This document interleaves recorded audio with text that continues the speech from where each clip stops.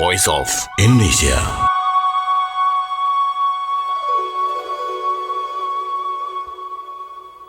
Voice of Indonesia dari Indonesia untuk dunia. Apa kabar pendengar? Jumpa lagi bersama saya Wahyu Setiobudi, host Anda di acara VOA Biztalk, inspirasi bisnis manajemen dengan kewirausahaan khusus bagi Anda UMKM Indonesia. Apa kabar pendengar? Semoga acara ini menjumpai Anda dalam keadaan sehat, bersemangat, dan optimis selalu di hari libur yang ceria ini. Para pendengar sekalian, hari ini kita akan bicara mengenai suatu praktek pengelolaan organisasi yang baik. Suatu organisasi, perusahaan didirikan tentu untuk bertumbuh di masa depan. Oleh karena itu kita perlu meletakkan fondasi pengelolaan organisasi yang baik, apa yang kita sebut dengan Good Corporate Governance atau GCG. Hari ini telah hadir bersama kita tamu kita yang spesial. Beliau adalah komisioner dari Komite Nasional Kebijakan Governansi (KNKG). Kita sambut dengan riah Bapak Dr. Andi Ilham Said. Selamat datang Pak Ais. Terima kasih Pak Wahyu sudah diundang di acara yang luar biasa ini. Pak Ilham Said ini panggilan sayangnya Pak Ais ya. Ya Pak Ais. Jadi Betul. para pendengar sekalian, kalau kita supaya lebih dekat kita panggil aja Pak Ais. Jadi hari ini hadir di sini, tadi sudah kita buka bersama Pak Ais. Ya. Kita mau bincang-bincang tentang Good Corporate Governance atau tata kelola organisasi yang baik. Sebenarnya seberapa penting sih Pak Ais tata kelola organisasi ini bagi perusahaan ya? Iya, ada banyak riset ya tentang perusahaan yang berumur panjang itu. Jadi perusahaan berumur panjang itu pertama itu memang memiliki satu etika sebenarnya. Jadi perusahaan-perusahaan yang punya etika, menjunjung tinggi etika itu biasanya umurnya panjang, atau kebalikan. Perusahaan yang tidak memiliki etika umurnya pendek gitu ya. Jadi mungkin sukses Awet muda gitu ya. Ya. Awet muda ya. Muda udah ini ya. Mungkin sukses dalam waktu pendek gitu ya. Tetapi setelah beberapa waktu kemudian jatuh, mati gitu ya. Satu, yang kedua, perusahaan-perusahaan yang punya tadi tata kelola ya. Jadi punya governance. Sekarang kita mencoba mencari kata yang lebih tepat selain tata kelola ya. Karena tata kelola itu intensinya internal looking ya. Jadi seolah-olah menata internal. Padahal kalau kita bicara governance itu tidak hanya internal yang dikelola, juga eksternal juga. Karena perusahaan itu juga terkait, atau organisasi apapun ya, termasuk perusahaan kecil, pasti terkait dengan lingkungan luarnya. Jadi dia terhubung dengan customer ya kan, terhubung dengan pemilik, terhubung dengan pemerintah dan sebagainya. Itu perlu dikelola semua itu lingkungan itu, dan itu yang kita sebut sebagai governance. Jadi makanya oleh KNKG kita istilahkan governansi gitu. Nah ini jadi perusahaan yang berumur panjang itu yang pasti punya tata kelola yang baik. Jadi punya governansi umur panjang, itu yang kedua ya. Yang ketiga sebenarnya manajemen. Perusahaan yang di-manage dengan baik, artinya manajemen itu kan direncanakan, di-organizing, dieksekusi dengan baik, dikendalikan dengan baik. Itu. Jadi 3 hasil riset itu ya. Maka tata kelola itu salah satu syarat untuk perusahaan umur panjang. Jadi pengusaha-pengusaha kecil itu yang baru lahir gitu ya, startup atau whatever gitu ya, kalau mau umur panjang ya tata kelola dari awal gitu. Jangan bilang nanti aja kalau sekian tahun baru tata kelola, keburu mati gitu. Memang dari awal sudah diletakkan fondasi supaya memang ini dalam jangka panjang ini muncul terus, keberlanjutannya itu ada terus. Iya, exactly. Jadi tata kelola itu kan seperti budaya ya, kebiasaan lah ya, kebiasaan gitu. Jadi kalau sudah terbiasa menggunakan aturan yang benar, menggunakan tata kelola yang benar, itu nanti makin besar, makin perlu tata kelola yang benar gitu ya. Jadi banyak juga perusahaan berantakan aja lah nanti kalau sudah besar baru tata kelola. Kalau nggak terbiasa, sama seperti anak kecil nggak terbiasa dengan membuang sampah di tempat yang benar. Setelah nanti aja kalau tua baru belajar ya, itu kan udah telat gitu ya.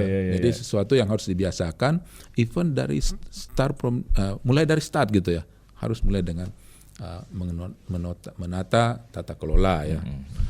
Misalnya nih ya, kalau pengusaha kecil kan paling susah itu membedakan misalnya antara mana uang perusahaan, mana uang pribadi ya kan. Satu kantong. Satu kantong. Jadi kadang-kadang ini membelanjakan pribadi apa membelanjakan uang perusahaan gitu ya. Itu paling susah itu. Itu karena tidak ada tata kelola itu. Ya kalau dia ada tata kelola, dia udah bedakan kan, oh ini uang perusahaan, ini uang pribadi. Nah itu tata kelola itu kan ya. Jadi saya lagi belanja nih untuk pribadi, maka saya pakai uang pribadi. Ini saya belanja nih untuk perusahaan, saya pakai uang perusahaan. Nah itu sudah mulai dikelola. Kalau itu berantakan gitu ya, tiba-tiba uangnya habis gitu. Nggak tahu dari mana, perasaan ini laku dagangan, tapi kok nggak ada duitnya gitu kan. Nah, itu karena nggak menyadari bahwa di situ ada tata kelola. Misalnya nih kakak saya dulu kan berusaha usaha kecil di rumah tuh. Saya datang dia ngeluh, kenapa ya? Kayaknya saya labanya naik terus, penjualan tinggi, tapi saya nggak punya uang gitu. Nah itu kan karena nggak sadar bahwa uang yang dia dapat itu diinvestasikan lagi kan ya kan, beli lagi dimodalin. Jadi sebenarnya di situ kalau dia menggunakan tata kelola yang benar, dia akan lihat bahwa sebenarnya yang meningkat kekayaannya kan, cashnya mungkin tidak, tapi kekayaannya meningkat gitu kan. Nah itu kalau punya tata kelola. Ya.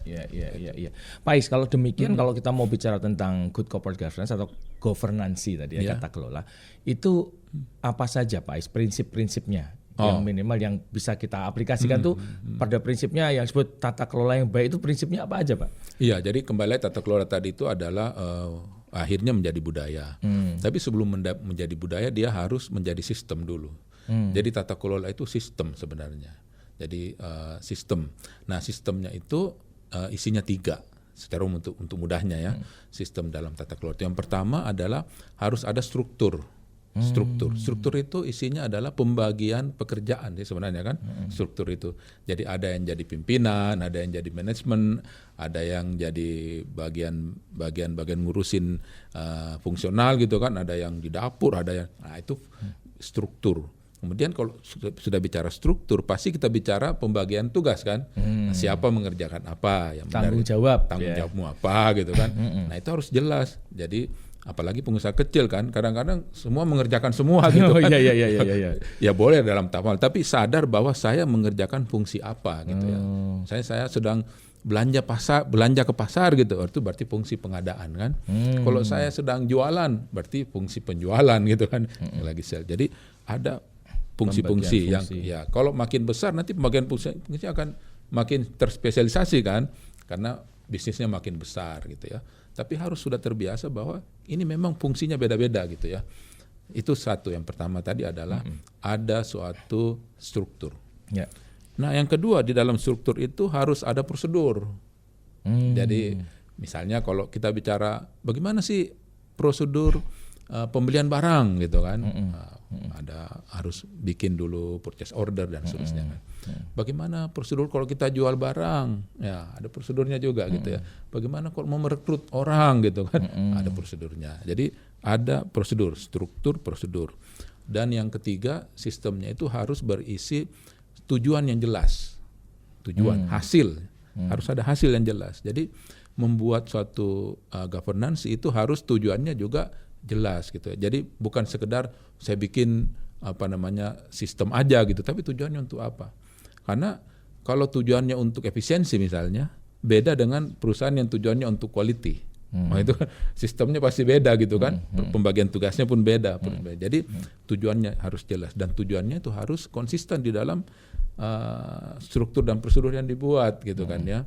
Jadi salah kalau orang bilang gara-gara governance tata kelola nih kita pekerjaannya lebih banyak. Nah, itu berarti membuat prosedurnya nggak benar, membuat terjadi susah gitu kan ya. Kan banyak orang bilang kalau saya supaya lebih bagus katanya pengendaliannya gitu ya, tata kelolanya yang tanda tangan pembelian itu harus 9 orang gitu kan. Padahal dia nggak tahu, orang pertama mikir nih, kalau saya tanda tangan ngapain saya periksa gitu kan. Kan nanti ada sebelumnya. Ada 8 orang gitu kan di belakang saya. Ada di belakang saya. Orang kedua bilang, ya orang pertama udah tanda tangan pasti dia udah periksa. Gitu. Di sampai orang ke-9 nggak ada yang periksa. Jadi hanya nyulitin aja kan, tidak mengasih. Jadi makanya prosedur itu harus betul-betul tujuannya untuk apa. Kalau tujuannya untuk efisiensi, maka bagaimana caranya membuat sistem supaya itu menjadi tidak membuat lebih mahal gitu kan. Tapi kalau tujuannya untuk quality, bagaimana supaya hasilnya betul-betul nomor 1 nih kita menghasilkan produknya gitu. Jadi 3 itu tadi ada struktur. Pak Ais, kan kalau kita bicara perusahaan-perusahaan yang UMKM menengah gitu ya, biasanya kebanyakan dimulainya itu dari kekeluargaan ya Pak ya. Dari bisnis keluarga yang kemudian meningkat, membesar dan seterusnya itu Pak ya. Nah di dalam bisnis keluarga biasanya itu yang muncul kan kekeluargaan aspeknya. Kalau kita berhubungan dengan teman, partner gitu, atau bahkan dengan bawahan, itu kan prinsipnya kekeluargaan, saling membantu, saling tolong menolong. Nah di dalam governance seperti apa Pak? Kalau tadi dipersyaratkan struktur, sistem, SOP, nah mewadahi culture yang seperti ini seperti apa Pak? Ya sebenarnya budaya tolong menolong kekeluargaan itu suatu fondasi yang sangat penting, bahkan di dalam organisasi publik pun kekeluargaan itu tetap perlu gitu ya. Organisasi modern juga perlu kekeluargaan gitu ya. Cuman dalam konteks tata kelola yang benar. Jadi itu menjiwai ya.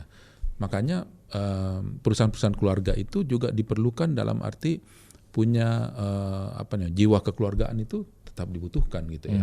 Nah, cuman jangan disalahartikan. Nah, ini ada contoh nih bagaimana praktek kekeluargaan itu dilakukan ya. Satu misalnya ya, kalau kita ambil contoh bagaimana di Jepang lah ya. Dua perusahaan di Jepang nih. Toyota itu prinsipnya juga menggunakan prinsip keiretsu kan, kekeluargaan juga kan. Jadi bagaimana dia membangun jaringannya supaya itu menjadi seperti keluarga, sehingga karena keluarga maka dia harus tahu sama tahu gitu loh. Jadi misalnya Toyota itu pabrik spare partnya di satu perusahaan gitu ya, grupnya keluarganya gitu kan. Nah, kemudian mereka udah sama-sama tahu dalam arti kapan Anda harus kirim barang gitu kan. Kirim kalau saya butuh gitu kan. Jadi ada suatu sistem yang memungkinkan mereka yang kita sebut just in time, yaitu basisnya adalah bagaimana bahan itu nanti dikirim kalau diperlukan. Ketika Toyota pernah pabriknya ada yang mengalami kebakaran rusak gitu ya, salah satu spare part intinya itu, maka dengan cepat jaringannya itu berkumpul bersama untuk gimana nih membantu perusahaan induk nih ya, supaya bisa segera bisa pulih. Akhirnya di antara mereka itu inisiatif untuk mengakomodasi, merubah mesin mereka supaya bisa menghasilkan produk yang sedang rusak gitu. Substitusi. Iya, jadi dia mencoba berpikir bagaimana caranya mengganti mesin itu dalam waktu cepat. Sehingga yang biasanya harus perlu 3 bulan, itu 2 minggu selesai. Karena grupnya ini semua beramai-ramai untuk nolak. Nah, ada contoh yang lain juga di perusahaan Jepang juga gitu ya. Perusahaan yang diambil alih oleh Renault itu ya. Mobil Gosen itu siapa? Yang ada Ghosn itu. Carlos Ghosn, mendengar ceritanya. Nah, itu dia ada kayak gitu juga, supplier juga kan. Cuman dilakukan dengan cara yang keliru. Karena apa? Karena dia kemudian kekeluarganya tuh gini. Kalau sama saudara gitu ya, harganya beda. Dalam arti bisa lebih mahal gitu. Jadi supply ke perusahaannya itu harganya lebih mahal karena menolong gitu. Ada markup gitu ya. Menolong ini katanya gitu kan. Kemudian kalau perusahaan induknya ini kesulitan uang, ada bank anggotanya juga yang ngasih supply uang cash. Jadi si induk ini nggak pernah merasa rugi gitu kan, karena ada cash melulu. Akhirnya kemudian karyawan juga dikasih bonus terus gitu, padahal perusahaannya lagi rugi gitu kan. Jadi akhirnya terjadi inefisiensi gitu kan, karena alasan keluarga tadi kan. Nah itu beda kan. Jadi sebenarnya kekeluargaan itu bisa diterapkan dengan cara yang benar, bisa juga dengan cara yang salah gitu ya. Nah kalau cara yang benar bisa juga jadi positif gitu. Iya. Oh jadi tata kelola itu menjamin supaya tadi aset kekeluargaan itu menjadi aset ya, bukan menjadi liabilities. Betul. Dia kalau bisa menjadi suatu filosofis gitu ya, bahwa kita ini keluarga sehingga kita harus saling membantu secara benar gitu ya. Artinya ujungnya kan customer. Kalau kita saling membantu customer jadi happy kan, why not gitu ya. Wah, luar biasa, ini hangat sekali pembicaraan kita. Di sesi 1 saja sudah kita dapatkan berbagai macam inspirasi ya para pendengar sekalian. Pertama tadi kita sudah sampaikan definisi peran dari good corporate governance terutama untuk para pengusaha pemula. Kita akan lanjutkan lagi nanti setelah kita dengarkan lagu-lagu berikut untuk menghangatkan suasana kita. Voice of Indonesia.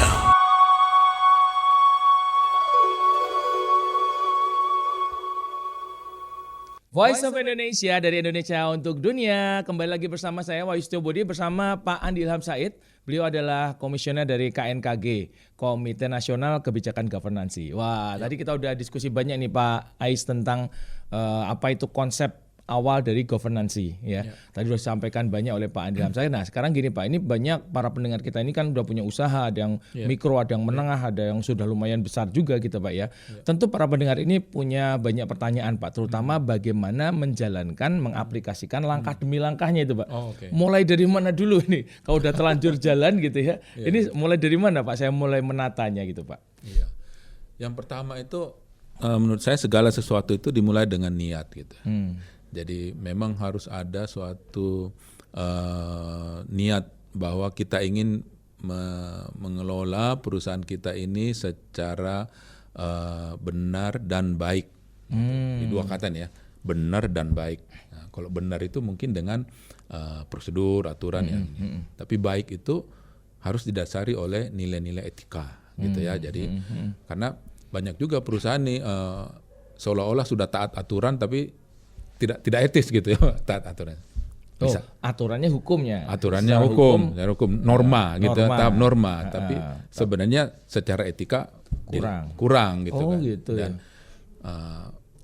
jadi etika itu di atas hukum sebenarnya Pak, di atas prosedur, di atas aturan ya Pak ya. Harusnya begitu, karena itu kan dari dalam sih etika itu ya.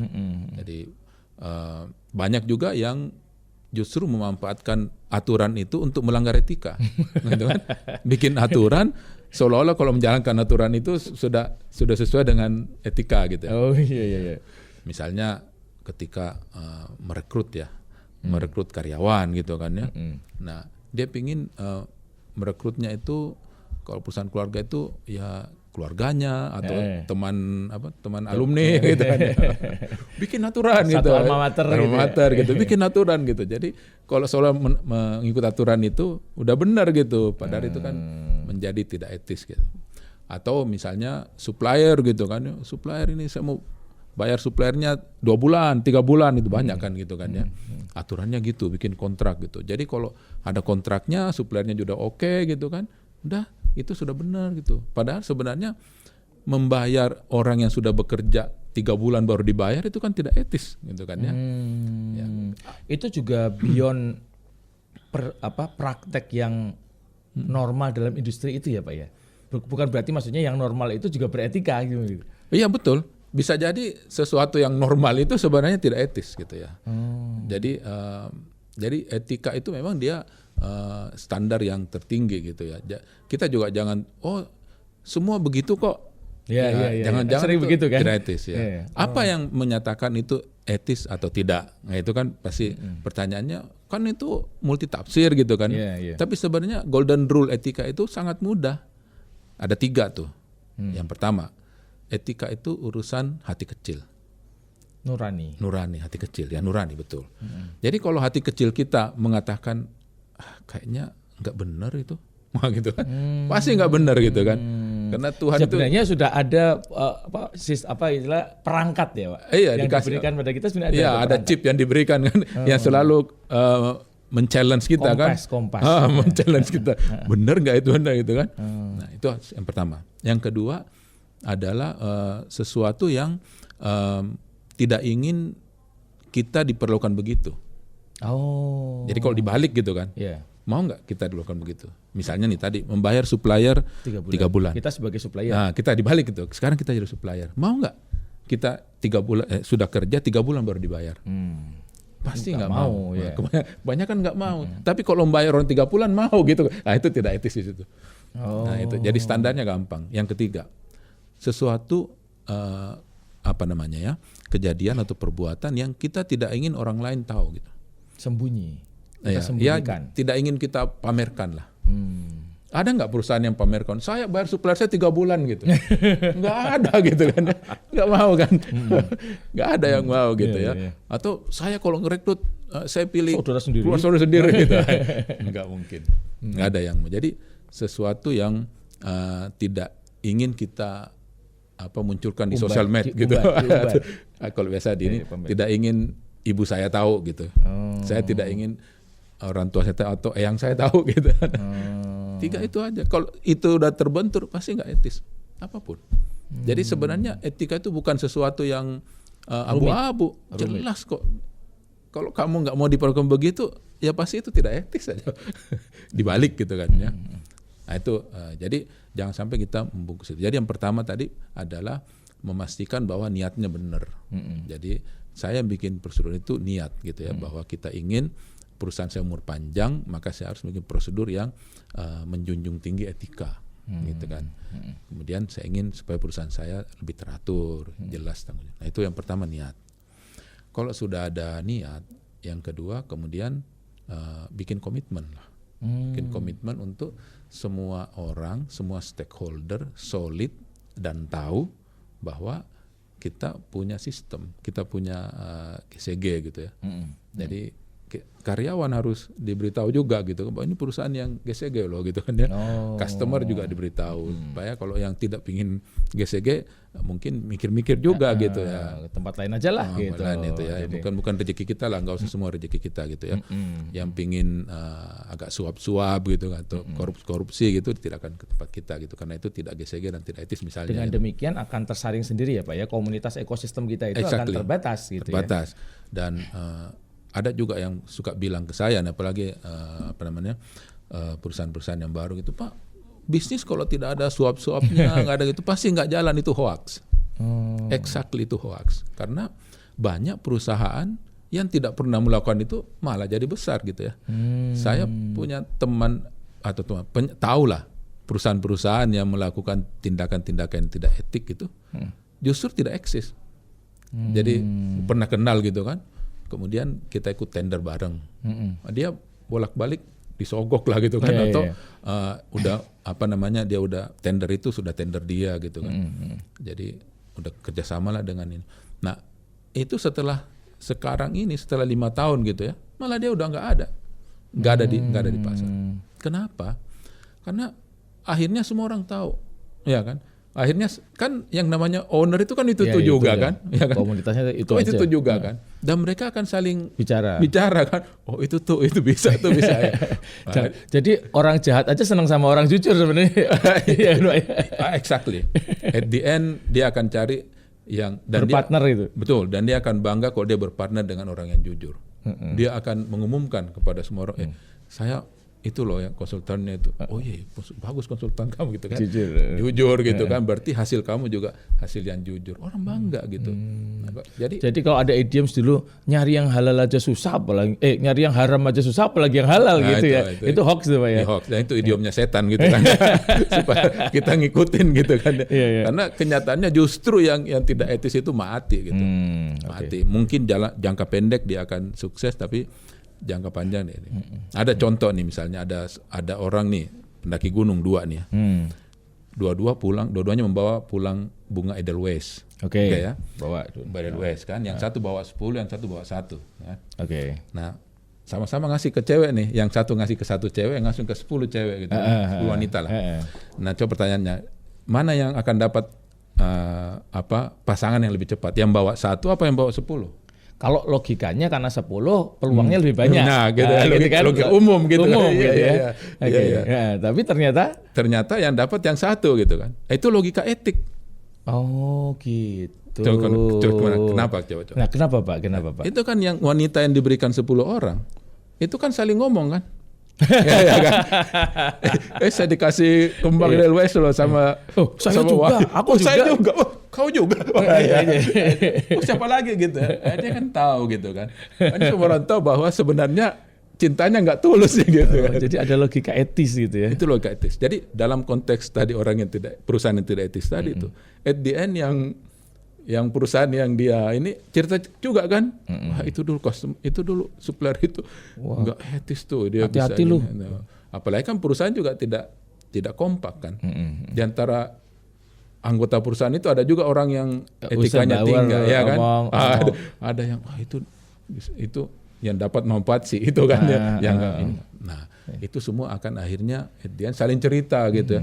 Nah, kenapa perusahaan ini nggak eksis yang saya cerita tadi itu? Karena gitu. Semua orang tahu jadi bahwa dia perusahaan yang bisa disogok dan dia hasilnya pasti bisa dimainkan dan seterusnya, orang malu jadinya. Mengundang tender pun orang malu gitu. Ya itu logika etik. Jadi sampai mana tadi itu? Sampai satu tadi niat. Yang kedua komitmen ya. Nah, ketiga baru mulai membuat rencana gitu ya. Karena sebenarnya yang namanya struktur, prosedur itu kan sesuatu yang sehari-hari dilakukan kan. Kalau ISO bilang tuliskan apa yang kamu kerjakan yang kamu tuliskan, itu aja sebenarnya bikin gitu ya. Ya tapi semua itu juga ada ilmunya.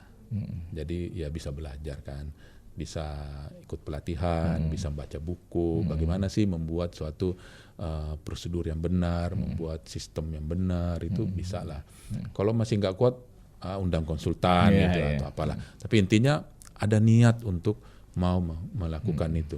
Tapi dilakukan secara perlahan juga bisa, dari kecil kan. Misalnya nih perusahaan baru mulai gitu kan, sudah mulai dari awal misalnya kita punya komitmen dan kita pisahkan loh ya, ini uang keluarga dengan uang perusahaan.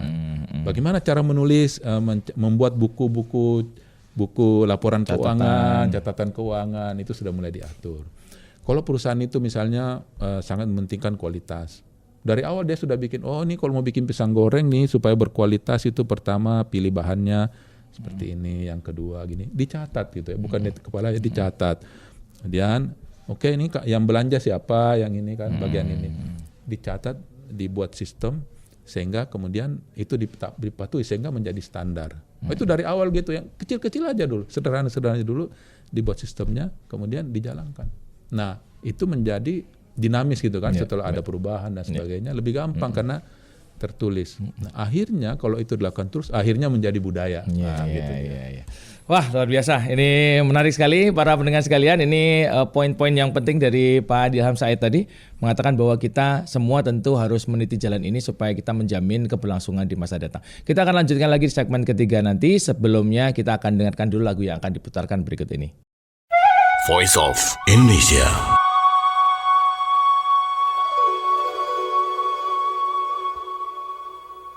Voice of Indonesia dari Indonesia untuk dunia, segmen terakhir kita. Ternyata waktu berjalan cepat ya Bapak pendengar sekalian. Hari ini kita masih bersama dengan Bapak Andi Ilham Said, komisioner dari KNKG. Pak Andi Ilham Said, ini segmen terakhir ini saya pengen tanya ini. Masyarakat mungkin banyak yang belum pernah dengar ya Pak ya. KNKG itu sebenarnya apa sih Pak? Dan fungsinya itu apa ya? Jadi mungkin masyarakat tahu peristiwa tahun 98 ya. Ketika itu kan kita mendapatkan krisis yang multidimensi ya. Betul. Dan kita juga sudah tahu bahwa tidak hanya Indonesia ya, hampir semua negara lah, terutama tetangga-tetangga kita kan, Thailand, Malaysia, semua kena. Tetapi yang menjadi pelajaran gitu ya, setelah kemudian 6 bulan, yang lain sudah pada sembuh, kita masih sakit. Gitu. Jadi orang lain sama-sama kena krisis kan, dampak krisis dunia kan. Tapi orang bisa cepat recovery, kita lama gitu ya. Nah, kalau kita konotasi di perusahaan nih ya.